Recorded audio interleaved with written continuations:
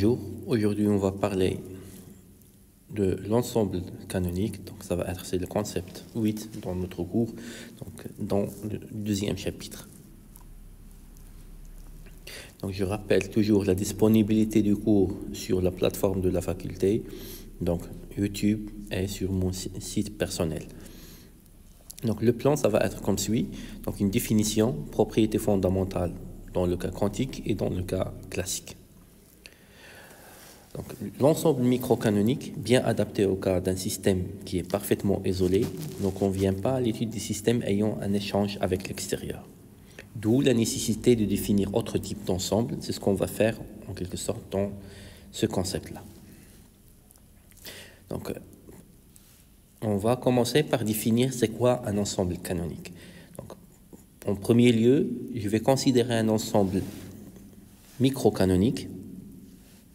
Donc, très grand, isolé, conservatif d'énergie ET, donc comprise entre E0 et E0 plus delta E. Donc, je vais le diviser en deux parties. Donc, un sous-système S, bien individualisé d'énergie ES, donc avec ES très inférieur devant ET.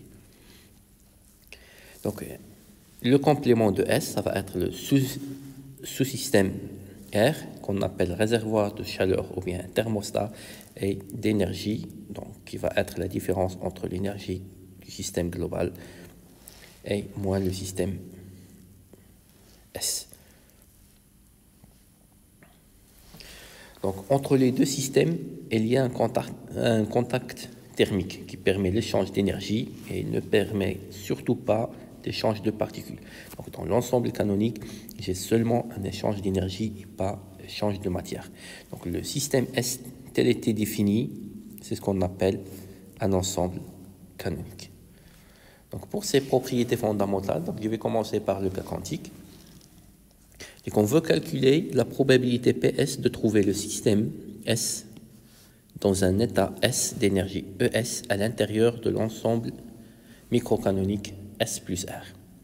Donc, à l'état S d'énergie S, on peut associer tous les états accessibles de R, correspondant à une énergie ET, donc comprise entre E0 moins ES et E0 plus delta E moins ES. Donc, le nombre d'états accessibles de S, ça va être en quelque sorte, c'est oméga R. Et celui de S plus R, ça va être, c'est la multiplication.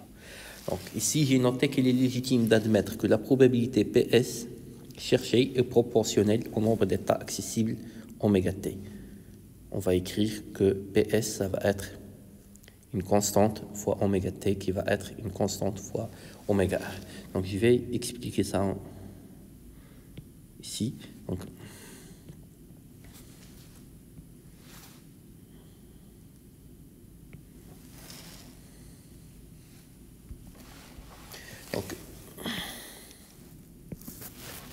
je vais considérer que le oméga T, ET,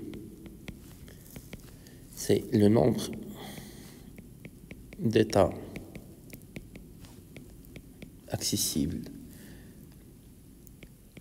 du système S plus R dans l'énergie et ET. Donc, oméga S, ES, c'est le nombre d'états accessibles du système S, et oméga R de ER qu'il faut ET moins ES, c'est le nombre d'états accessibles du système R. Donc, sachant que S et R, il est isolé et en équilibre. Donc, tous ces états accessibles sont équiprobables et la probabilité P de E, donc je note P de ES, que le système S ait une énergie ES s'écrit comme étant, donc ça va être c'est oméga T de ES sur le oméga T de ET. Donc avec, donc ça va être c'est le nombre d'états accessibles du système S plus R, donc du système global d'énergie ET où le sous-système S a l'énergie ES. Donc c'est nombre d'états accessibles du S plus R d'énergie ET ou le sous-système S à l'énergie ES. Donc SA, ça va être, c'est le nombre total d'états accessibles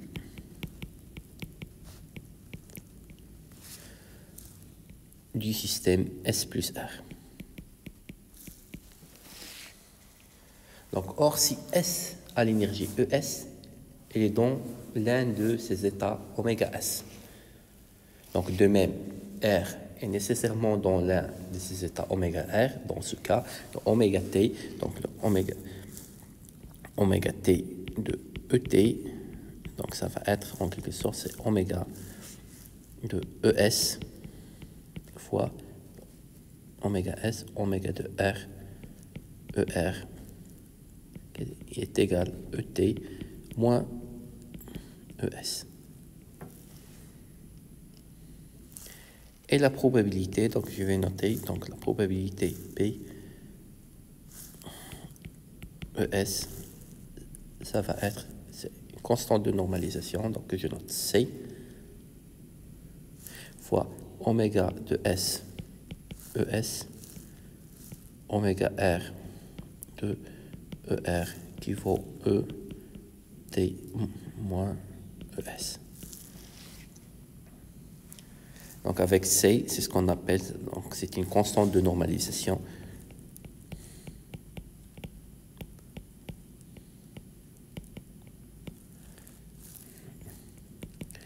Donc qui vaut, donc C c'est 1 sur le oméga T de ET. Dans notre cas, donc au système on associe un état S, donc le oméga de S, ES, est égal à 1. Du coup, donc je reviens ici, donc j'ai P de S, c'est C oméga de T, donc qui vaut constante de normalisation fois oméga de R. Donc on remarque que le oméga de R correspond au réservoir, donc nécessairement en fonction de son énergie, donc c'est ce que j'écris ici. Donc après, je vais introduire la fonction log. Donc ça va être c'est log de PS, donc plus le log de PS est égal au log de C plus le log de oméga. Donc après, puisque ES est très petite, donc c'est infiniment petit devant ET, donc je vais utiliser un développement de Taylor au premier ordre pour écrire la formule suivante. Donc log de PS, ça va être le log de C, donc plus le log de oméga R ET, donc moins ES fois la variation de log de oméga de R de E par rapport à E, donc en ET.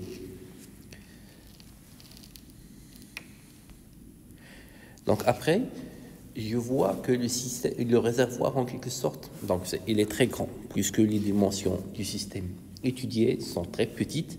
Donc je peux assimiler que le réservoir comme étant le système global. Donc du coup, les propriétés du réservoir ou bien du thermostat, ça va être les propriétés du système global. Donc je vais changer toutes les notations. Donc ça revient à dire que je vais changer les indices R en indices T pour dire que les propriétés du réservoir de chaleur sont les mêmes, approximativement les mêmes que celui du système.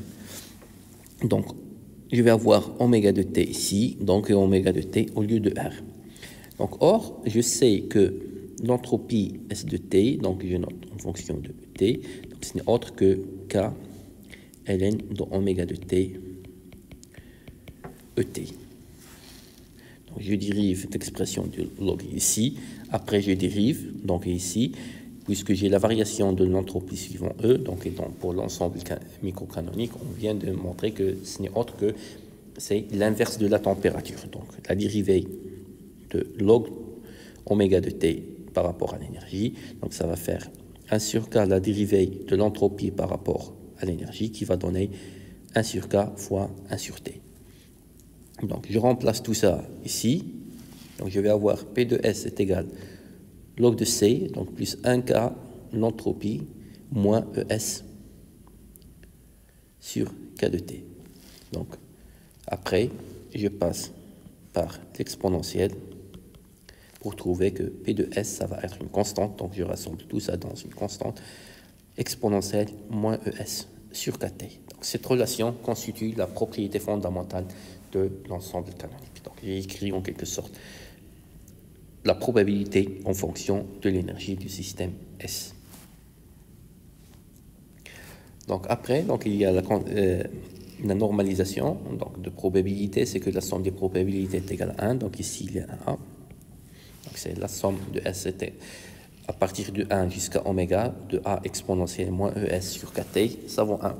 Donc A, oméga, est le nombre d'états accessibles de ce système pour lequel l'énergie est égale ES.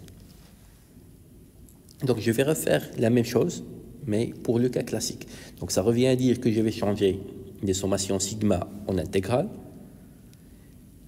Et le nombre d'états accessibles, je vais raisonner maintenant avec le volume accessible.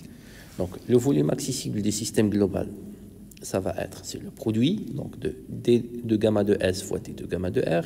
J'introduis, donc, et la probabilité maintenant pour que le système soit dans un état S, donc ça va être une constante de normalisation fois d de gamma de t, donc il va être C fois d de gamma de S fois d de gamma de R. Donc j'ai introduit le log donc pour décomposer le produit, donc je vais avoir une sommation de 3 termes. Et après, puisque l'énergie du système S elle est très petite devant celle du système global, donc je fais un développement de Taylor au premier ordre. Donc je vais trouver l'expression suivante, donc c'est log de C, log de D de oméga de S, gamma de S, ln de delta gamma de R ET, donc moins ES, la variation de delta gamma de R par rapport à l'énergie. Donc après, on va utiliser la même approximation, c'est que le réservoir et le système ont les mêmes propriétés. Donc pour changer les indices R en T, et je fais appel à la notion de l'entropie, donc la dérivée de l'entropie par rapport à l'énergie pour avoir l'inverse sur T.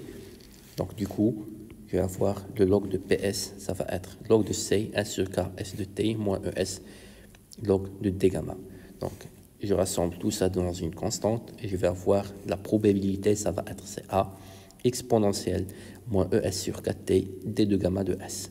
Donc c'est la propriété fondamentale de l'ensemble canonique dans le cas classique.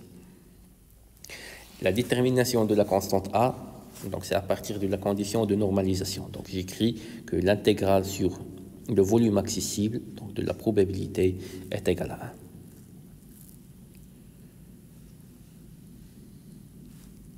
Donc ici, je vais définir en quelque sorte une fonction très importante, ce que je vais appeler fonction de partition. Donc je vais poser tout d'abord donc le bêta est égal à 1 sur kt. Donc je vais définir z comme étant, c'est la sommation de s allant de 1 jusqu'à oméga de exponentielle moins bêta es. Donc pour le cas quantique, et z ça va être, c'est l'intégrale d de gamma exponentielle moins bêta d de gamma de s pour le cas classique. Donc, je fais appel aux conditions de normalisation juste pour trouver la propriété, donc la somme des probabilités est égale à 1. Donc ça revient à dire que la constante de normalisation, c'est 1 sur z. Donc maintenant, je peux écrire la probabilité en fonction de la fonction de partition. Donc P de S, c'est 1 sur Z exponentielle moins bêta S. Et P de S, c'est 1 sur Z exponentielle moins bêta ES D de gamma de S. Je regarde dans les expressions de probabilité, donc il n'y a pas de signe d'indices relatifs au réservoir ou bien au système global. Donc ça dépend seulement du système étudié, donc de l'ensemble canonique S. Du coup, dans tout ce qui suit, quand je vais utiliser soit un indice petit r, grand R ou bien I, donc ça revient, ça fait référence à un système canonique, et non pas ni au réservoir ni au système global. Donc toujours les indices que je vais utiliser à partir de maintenant, ça fait référence au système canonique. Donc on passe à la notion suivante, ou bien le concept suivant. Donc, c'est les propriétés fondamentales de la fonction de partition. Donc, je rappelle la disponibilité du cours. Donc, on va voir la fonction de partition d'un ensemble de n particules. Donc, la valeur moyenne de l'énergie, calcul de la pression, donc, calcul de l'entropie et de l'énergie libre. Donc, le principe d'équipartition de l'énergie et le calcul du nombre d'occupations moyen. Donc, je vais commencer par la fonction de partition d'un ensemble de n particules. Donc la fonction de partition Z peut s'exprimer en fonction de plusieurs paramètres externes tels que le volume, des paramètres internes tels que l'entropie, ou ce qui revient au même tels que bêta, en quelque sorte c'est 1 sur 4t. Donc pour un système en équilibre, Z est constante. Mais les dérivées partielles, donc soit par rapport à l'inverse de température ou bien au volume, sont généralement différentes de 0.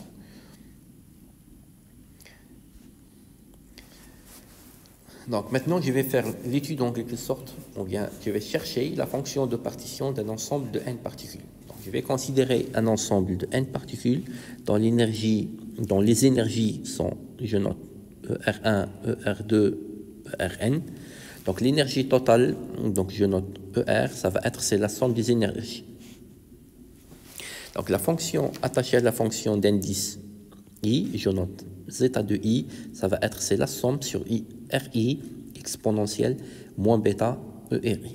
Et la fonction de partition attachée à l'ensemble, je la note Z, c'est la somme sur grand R exponentielle, donc ça c'est une exponentielle moins bêta ER. Donc, on remarque que comme les particules en quelque sorte sont identiques, ils vont avoir la même fonction de partition. Donc, je note zeta1, zeta2 est égal à zeta-i que je vais noter à la fin zeta. Donc, à chaque valeur de R correspond une suite de valeurs de R1, R2, RI jusqu'à Rn. Donc, du coup, normalement, le R, c'est un ensemble de R1, R2 jusqu'à Rn.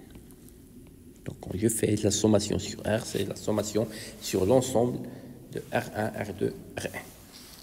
Donc du coup, le Z, c'est la sommation sur R1 jusqu'à Rn exponentielle moins bêta ER. Donc je remplace, puisque la somme des énergies, c'est l'énergie globale, donc je remplace ER par les énergies de chaque particule, donc je trouve l'expression suivante. Après, je vais décomposer l'exponentielle pour avoir un produit de n termes, donc le Z, c'est la somme sur R1 jusqu'à Rn de exponentielle moins bêta ER1, donc bêta ER2 jusqu'à moins bêta ERN. Donc je vais isoler en quelque sorte la combinaison sur le premier terme, donc c'est une sommation sur R1 de exponentielle moins bêta ER1, donc pour avoir cette écriture-là, donc j'isole la première combinaison, donc je vais avoir, il va me rester, c'est la sommation sur R2 jusqu'à Rn des exponentielles, donc d'un produit de n moins n terme. Donc je vais refaire la même opération donc, pour décomposer toute la fonction de partition pour avoir donc, fonction de partition, fonction de partition, fonction de partition. Donc ça revient à dire que Z, ce n'est autre que zeta à la puissance n. Donc ça, c'est pour le cas des particules identiques et discernables. Donc si le cas, donc c'est les particules étaient indiscernables, donc Ça revient à dire que je me rends compte que j'ai fait la sommation sur toutes les permutations possibles de R1, R2 jusqu'à Rn. Donc, et le nombre de permutations possibles, ou des arrangements possibles de ça, ce n'est autre que le n factoriel. Donc, pour rectifier ma façon de calculer, je dois diviser donc ça, je divise ça par le n factoriel, c'est les particules sont indiscernables. Si les particules ne sont pas identiques, je vais avoir que la fonction de partition, ça va être le produit des fonctions de partition, et je m'arrête là. Donc, je reviens sur cette notion d'indiscernabilité. Donc, la dernière fois, on a dit que les particules, donc je peux les décerner, par exemple, dans le cas d'un solide, par leur position, donc par leur position dans le réseau. Je peux dire que telle et telle particule, telle et telle particule. Par contre, dans un gaz, donc, je ne peux pas décerner en quelque sorte les particules ou bien les molécules dans un gaz. Du coup, dans les calculs, je me rends compte que je fais le calcul sur toutes les combinaisons possibles de l'ensemble, ou bien le nombre de permutations possibles. Donc, c'est pourquoi on divise par le n factoriel dans le cas des particules indiscernables. Donc, après, je passe au calcul de la valeur moyenne de l'énergie. Donc, je vais commencer par le cas quantique. Donc, par définition, la valeur moyenne donc, de l'énergie, donc je note E bar, donc ça va être, c'est la somme sur tous les états possibles, donc de l'énergie, donc l'énergie de chaque état, fois son poids statistique, fois la probabilité. Donc après, je remplace la probabilité par la fonction de partition, donc ça va être exponentielle moins bêta EI sur Z, et en remarquant en quelque sorte que la dérivée par rapport à bêta de exponentielle moins bêta i, donc c'est EI exponentielle moins bêta i. Je vais insérer ça dans cette formule pour avoir ceci. Donc après, je vais permuter en quelque sorte la dérivée et la somme, puisque la dérivée de la somme, c'est la somme des dérivés, donc, ou bien la somme des dérivés, c'est la dérivée de la somme, donc quand j'ai f' plus g', ce n'est autre que f plus g'. Du coup, je vais avoir que l'énergie E bar, c'est moins 1 sur z, la dérivée de z par rapport à bêta. Donc, en comparant ça, donc une dérivée, donc je sais que le log de f, donc prime, c'est f' sur f. Donc, je vais remplacer ça par le log de z.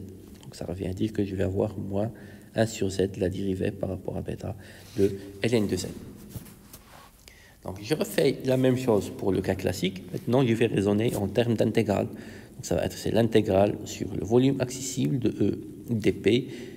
Donc, je remplace la probabilité donc, en introduisant la fonction de partition.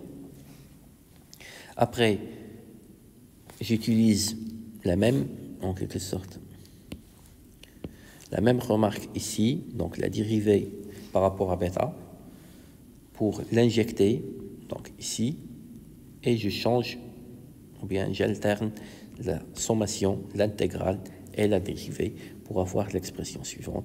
Et à la fin, je me rends compte que je vais trouver, c'est la même formule, en quelque sorte, pour l'énergie. Pour le cas classique, pour le cas quantique, c'est la même chose, c'est évident. Donc c'est moins 1 sur z, la dérivée par rapport à bêta de ln de z. Donc on obtient donc la même expression dans le cas classique et quantique. Donc enfin, donc on remarque que le physicien mesure généralement l'énergie moyenne d'un système macroscopique, ce qui signifie que l'énergie interne U de la thermodynamique classique est égale à l'énergie moyenne de la thermodynamique statistique. Donc ça veut dire que la manière statistique et la manière thermodynamique classique, donc ça mesure la même chose, que l'énergie moyenne qu'on retrouve de manière statistique, ce qu'on mesure, donc ce n'est autre que ce qu'on appelle en thermodynamique classique, énergie interne du système. Maintenant, je vais calculer la pression. Donc, pour le calcul de pression, donc, je vais considérer le système suivant, donc un ensemble de gaz donc, comprimé par un piston. Donc, on envisage un système d'énergie interne U, de volume V, de pression P et de température T. Ça peut être par exemple une masse gazeuse à l'intérieur d'un cylindre fermé par un piston mobile. Donc on fait subir au système une transformation adiabatique réversible. Au cours de cette transformation, la variation du volume est dV, donc je note dV, et la variation de l'énergie interne est de U, donc due uniquement au travail des forces extérieures. Donc, puisque on a considéré que la transformation est adiabatique. Donc, normalement, j'ai D de U, donc le premier principe c'est delta W plus D de Q, puisque c'est adiabatique. Donc, la variation de l'énergie, elle est due seulement au travail des forces. Donc, j'écris la variation de l'énergie interne. Donc, elle est due seulement au travail des forces. Donc, c'est moins P dV. Donc, et la variation, ça va être, c'est la dérivée partielle de U par rapport à V dV. Du coup, la pression P, ce n'est autre que, c'est moins D de U, D de V. Donc, et l'énergie interne, ce n'est autre que l'énergie moyenne.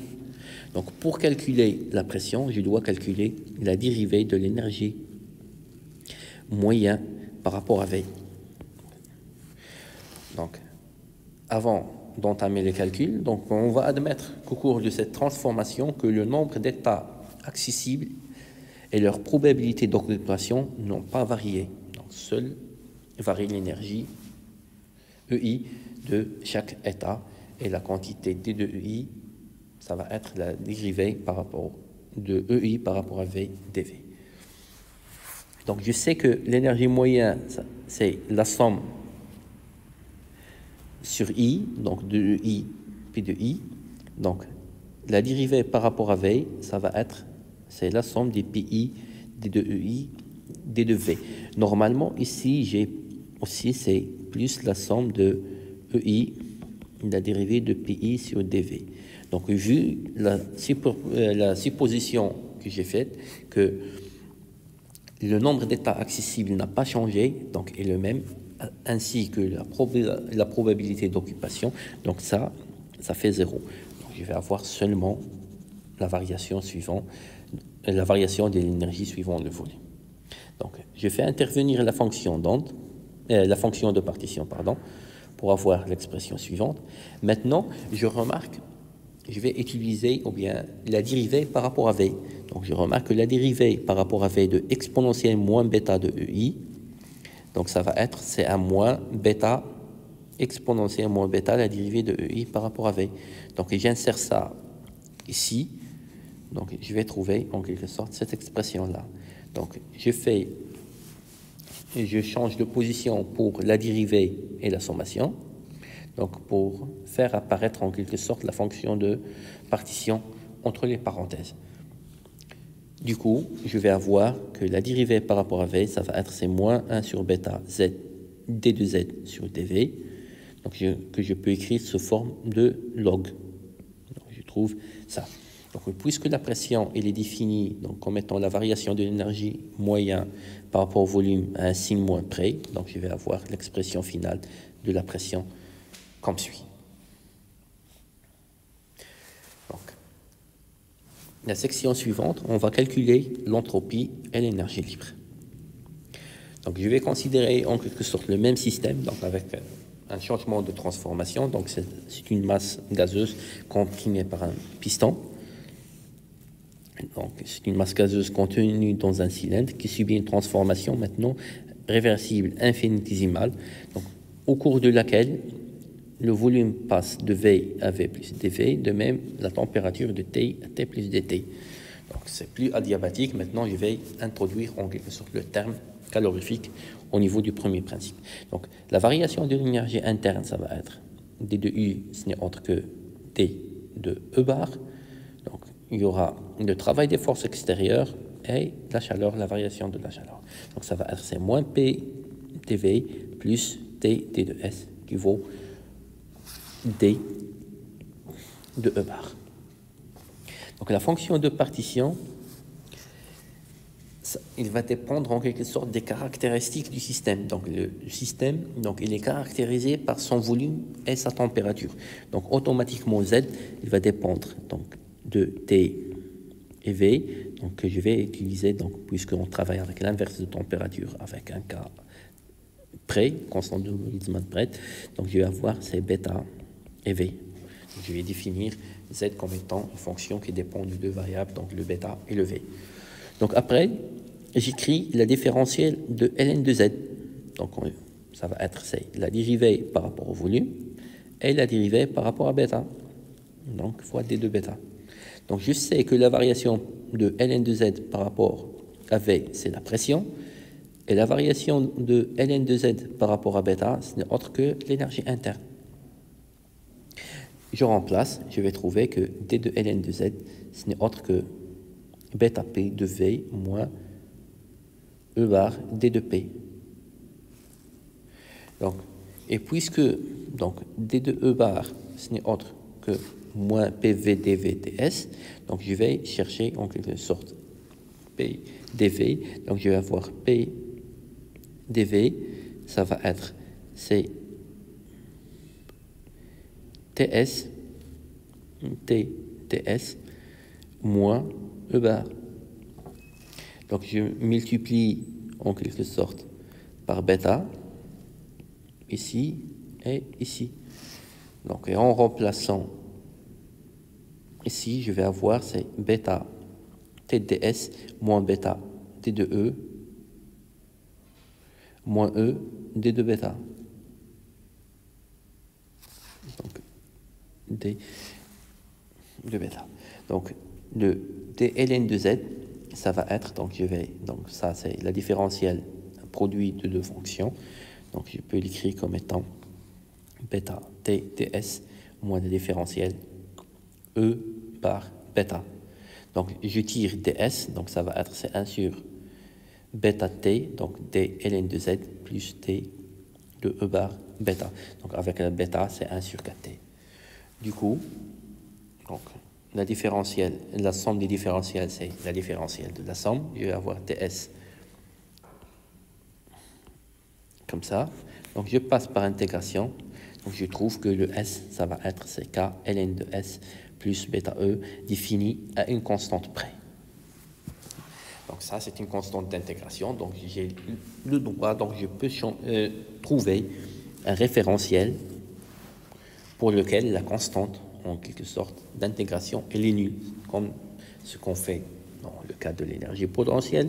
Donc je vais faire ça dans le cas de l'entropie. Je vais chercher donc un système pour lequel la constante est 0. Donc ce système, ça va être que le système qui est parfaitement isolé.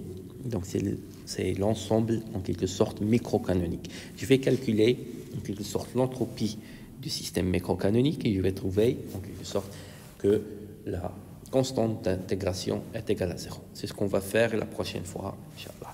Donc merci de votre attention. À la prochaine.